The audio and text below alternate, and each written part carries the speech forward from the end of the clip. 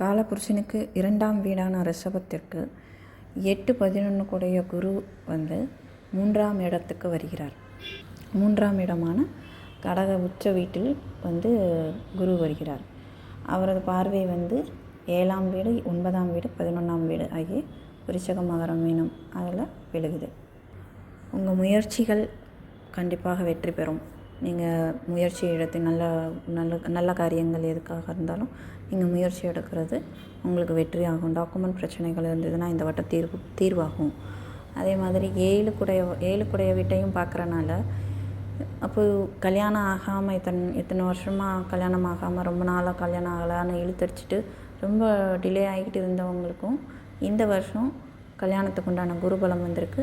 கண்டிப்பான முறையில் இந்த வருஷத்தில் உங்களுக்கு கல்யாணம் ஆகிறதுக்கான வாய்ப்பு இருக்குது. அதுக்கான முயற்சிகளையும் நீங்கள் எடுக்கலாம். அடுத்தது வந்து தந்தைக்கு ரொம்ப நல்ல நேரம் இது. ஏன்னா 9ஆம் இடத்தை பார்க்குது இல்லையா. ஸோ நீங்கள் ஆன்மீகம் சார்ந்த விஷயங்களில் ரொம்ப ஈடுபடுவீங்க. உங்கள் தந்தைக்கு உங்களுக்கும் இருக்க உறவு மேம்படும். உங்கள் தந்தையுடைய வாழ்க்கை தரம் உயரும். இந்த டயத்தில் அவங்களுக்கு ரொம்ப நல்லாயிருக்கும். அதே மாதிரி 11ஆம் இடத்தை பார்க்கும்பொழுது லாபஸ்தானம், உங்களுக்கு லாபம் வந்து அதிகரிக்கும். நல்லபடியாக இப்போ நீங்கள் ஒரு தொழில் பண்ணிகிட்ருக்கீங்க, இது வரைக்கும் உங்களுக்கு லாபம் இல்லாமல் கொஞ்சம் டல்லாக இருந்தது அப்படின்னா அந்த தொழிலில் உங்களுக்கு லாபம் ஏற்படும். ஸோ நீங்கள் எடுக்கிற காரியங்கள் எல்லாத்துலேயும் உங்களுக்கு வெற்றி மேலே வெற்றி வந்து சேரும். ஸோ 3ஐயும் 11ஆம் இடத்தையும் உபஜயஸ்தானங்கள்னு சொல்லக்கூடிய 3, 9, 11ஐயும் பார்க்குறாங்க. ஸோ வெற்றி மீது வெற்றி வந்து சேரும் இந்த டைம்னு சொல்லலாம். அப்படி ஒரு நல்ல காலகட்டம் இது. மற்றபடி உறவு முறைகள் அப்படின்னு பார்க்கும்போது மாதா, குழந்தைகள் அந்த மாதிரி விஷயங்கள் கொஞ்சம் பெரிய இம்பேக்ட் இல்லை. குழந்தை ஸ்தானம் அப்படின்னு பார்க்கும்போது 5ஆம் இடத்தை சனி பார்க்குறாரு. 5ஆம் இடம் மைய கன்னியை வந்து சனி பார்க்குறாரு. ஸோ சனியினுடைய பார்வைப்படுற இடம் வந்து கொஞ்சம் ப்ராப்ளமேட்டிக்காக இருக்கும். ஸோ ஏதாவது ஒரு இழுபறி இருக்கும்.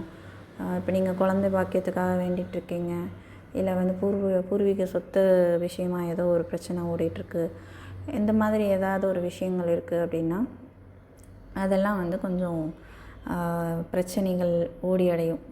பிரச்சனைகள் ரொம்ப இழுத்தடிச்சு தான் கொண்டுட்டு போகும்.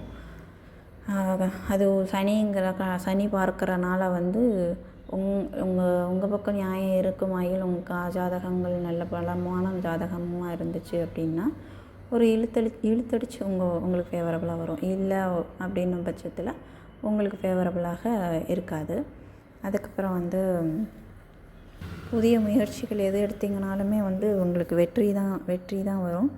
அதே மாதிரி ஹையர் ஸ்டடீஸ் போகணும் அப்படின்னு நினைக்கிறவங்களுக்கு இந்த டைம் ஹையர் ஸ்டடீஸ்க்கு வெளிநாட்டுக்கு போகணுமோ, இல்லை வந்து வேறு ஏதாவது ஒரு நீங்கள் படிச்சுட்டு இருக்கிறதுலே ஒரு மாஸ்டர் லெவல், பிஹெச்டி லெவல் அந்த மாதிரி போகணும், பிஹெச்டி படிக்கணும்னு நினைக்கிறவங்களுக்கு இந்த டைமில் வந்து ரொம்பவே நல்ல ஒரு காலகட்டம்னு சொல்லலாம். எந்த ஒரு டிகிரியாக இருந்தாலும் அதில் வந்து ஹையர் ஸ்டடீஸ் போகணும் அப்படின்னு நினைக்கிறவங்களுக்கு இந்த டைம் வந்து சாதகமாக இருக்கும். மற்றபடி உடல் நலத்தில் நீங்கள் கொஞ்சம் அக்கறை எடுத்துக்கிறணும்.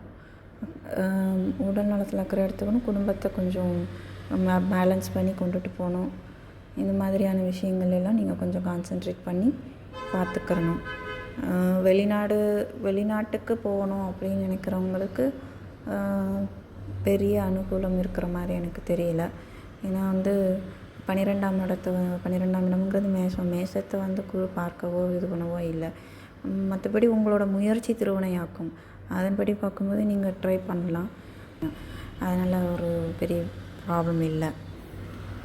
முக்கியமாக கடன், வம்பு வழக்கு இந்த விஷயங்களில் வந்து நீங்கள் கொஞ்சம் ஜாக்கிரதையாக இருந்துக்கணும். குழந்தை பாக்கியம் இது பண்ணுறவங்க கொஞ்சம் தாமதப்படும். அதிலெல்லாம் கொஞ்சம் நீங்கள் அக்கறை எடுத்துக்கிறணும். அதுக்கப்புறம் வந்து குடும்பத்தை கொஞ்சம் ஜாக்கிரதையாக பார்த்துக்கிறணும். ஸோ இவ்வளோதான் உங்களுடைய பலன்கள். உங்களுடைய ரிஷப ராசி லக்னத்துக்கான பலன்கள், குரு பெயர்ச்சி பலன்கள்.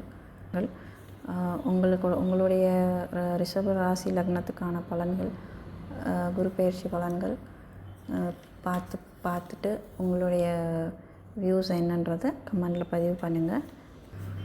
சுபம் சுபம் சுபம். எல்லாம் இறைவன் செயல். நன்றி, வணக்கம்.